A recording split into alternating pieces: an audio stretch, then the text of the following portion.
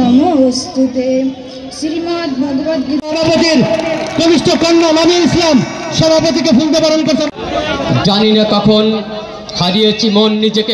এ মঞ্চে আরো উপস্থিত আছেন কমিশনার রাকিবের নেতৃত্বে একটি বিশাল দল সহ সকল অঙ্গ সংগঠনের নেতৃবৃন্দ, এই জনসংখ্যাকে জনশক্তি বিপ্লবী সংগঠন সম্পাদক হাসানুল কাছে মনের কথা বলতে পারি নাই।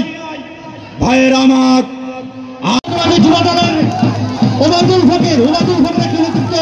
আমরা সেই ক্ষমতাকে আটকে দেওয়ার জন্য বর্তমান পরিস্থিতিতে টুঙ্গিপাড়া কুটালীপাড়ার মানুষ আমরা সেই উন্নয়নের ধারাকে এক হাতে আগে করত।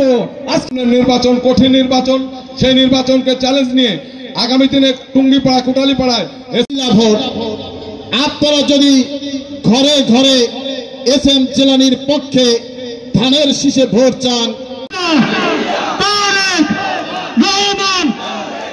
ভারপ্রাপ্ত চেয়ারম্যান জনাব তারেক রহমানের পক্ষ থেকে আপনাদের শুভেচ্ছা এবং অভিনন্দন জানাচ্ছি।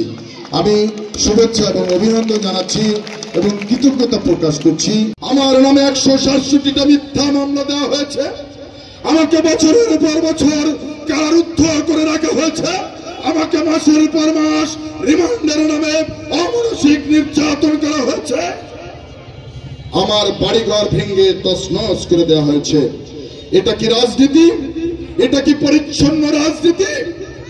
এই রাজনীতি আমরা করি না, এই রাজনীতিতে আমরা বিশ্বাস করি না। অনেকে বলেন রাজনৈতিক পথ পরিবর্তন হয়েছে, টুঙ্গিপাড়াতে অনেক নেতা আস্ফলন দেখাচ্ছে। আরে ভাই, আস্ফলন না।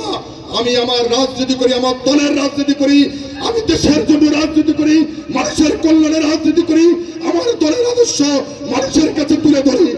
মানুষ যদি আমাদেরকে পছন্দ করে আমাদের পক্ষে থাকবে।